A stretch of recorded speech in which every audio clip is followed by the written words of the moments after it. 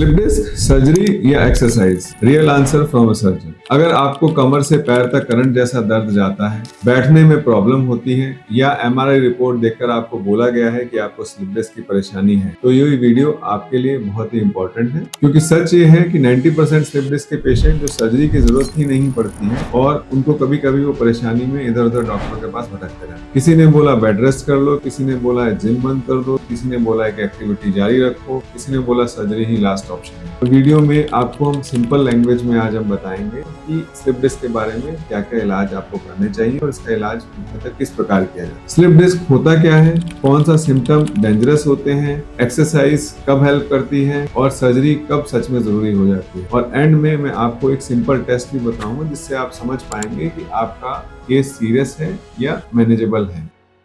Slip disc होता क्या है, सबसे पहले सिंपल लैंग्वेज में समझाते हैं। आपकी स्पाइन छोटी छोटी हड्डियों से जुड़कर बनी हुई है, जो आपके दिमाग से शुरू होती है और नीचे आपके कूल्हे तक जाती है नीचे। और स्लिप डिस्क उन हड्डियों के बीच में एक टूथपेस्ट की तरह एक सामान होता है, उसी को हम डिस्क बोलते हैं, और वो एक कुशन का काम करती है, एक शॉकर का काम करती है। और कभी कभी जब ये हड्डियों के बीच से निकल जाती है, जैसे आपकी गाड़ी में शॉकर लीक होता है, वैसे ये जब लीक हो जाती है में से, और जब ये नर्व्स नस को आसपास में दबाने लगती है या इरिटेट करती है, तब ये परेशानी का रूप लेकर उभरती है। इसी को कॉमन लैंग्वेज में स्लिप डिस्क बोला। और जब सिम्टम इसके जो होते हैं कॉमनली वो मरीज लेकर आता है अस्पताल में, वो होता है कमर दर्द, पैर में चलने में झिझिनाहट और फटन होना, पैर तान देना, पैर में सूनापन लगना और चलते समय मरीज को दर्द होना। लेकिन ये यहाँ एक शॉकिंग बात ये है, एमआरआई में स्लिप डिस्क दिखना मतलब ये नहीं कि आपको सर्जरी की आवश्यकता पड़ेगी।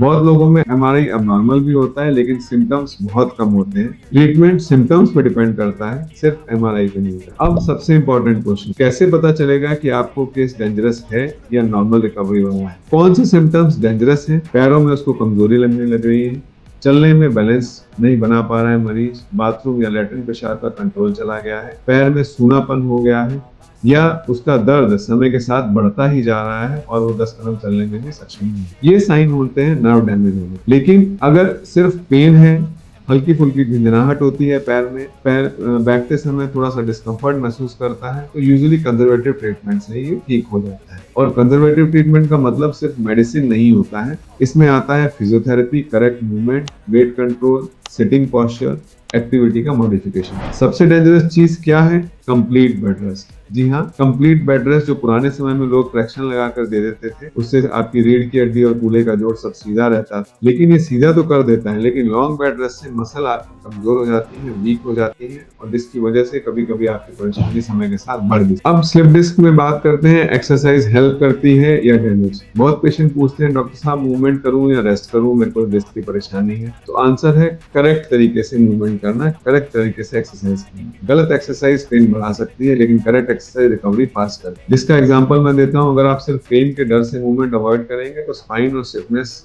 जो है उसकी बढ़ जाएगी, लेकिन अगर सुपरवाइज स्ट्रेचिंग और स्ट्रेंथनिंग एक्सरसाइज करेंगे तो प्रेशर रिड्यूस हो सकता है। यहाँ एक इंपॉर्टेंट पॉइंट और है, हर यूट्यूब एक्सरसाइज सबके लिए सेफ नहीं होती है। तो यूट्यूब एक्सरसाइज देखकर उसको ना करें, किसी अच्छे एक्सपीरियंस फिजियोथेरेपिस्ट के संपर्क में रहें और उसी के द्वारा सिखाई गई एक्सरसाइज को फॉलो। अगर किसी को एक्यूट नर्व कंप्रेशन है और वो एग्रेसिव बेंडिंग एक्सरसाइज करे तो पेन वर्स हो सकता है, इसलिए डायग्नोसिस भी इंपॉर्टेंट है। तो अपने डॉक्टर से संपर्क करके उसे डायग्नोसिस जरूर लें। अब सबसे बड़ा मिथ क्या है, क्या स्लिप डिस्क अपने आप ठीक हो सकता है? आपको सरप्राइज लगेगा कि 90% लोगों में स्लिप डिस्क अपने आप से ठीक हो जाता है।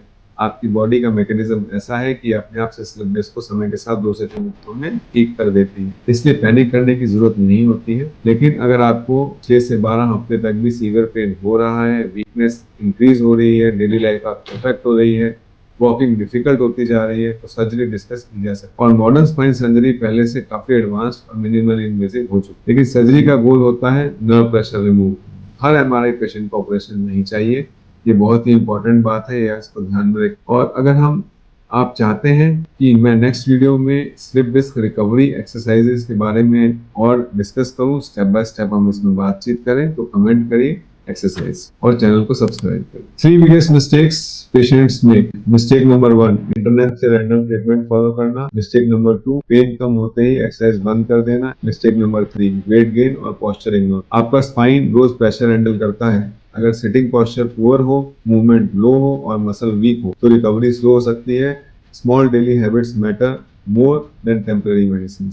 तो आपको एक्सरसाइज पे विशेष ध्यान रहना है। तो आज आपने क्या क्या सीखा, स्लिप डिस्क होता क्या है, कौन सा सिम्टम उसमें डेंजरस है और उसमें एक्सरसाइज कब करनी है और कब नहीं करनी है, सर्जरी कब जरूरी हो जाती है और कौन सी मिस्टेक अवॉइड। सबसे इंपॉर्टेंट बात, स्लिप डिस्क डायग्नोसिस का मतलब लाइफ खत्म नहीं होता है। बहुत से लोग बोलते हैं कि स्पाइन में अगर प्रॉब्लम हो गई तो जीवन भर बनी रहेगी, ऐसा नहीं। करेक्ट गाइडेंस से बहुत मरीज पेशेंट अपना जीवन यापन अच्छे तरीके से कर पाते हैं और अपनी रूटीन की एक्टिविटी में आ जाते हैं। अगर ये वीडियो आपको हेल्पफुल लगा हो, लाइक करिए, शेयर करिए और सब्सक्राइब जरूर करिए। और अब स्क्रीन पर जो नेक्स्ट वीडियो आ रहा है उसे जरूर देखिए, बिकॉज उसमें मैं बताऊंगा बैक पेन के 7 रियल कॉजेस। Thank you.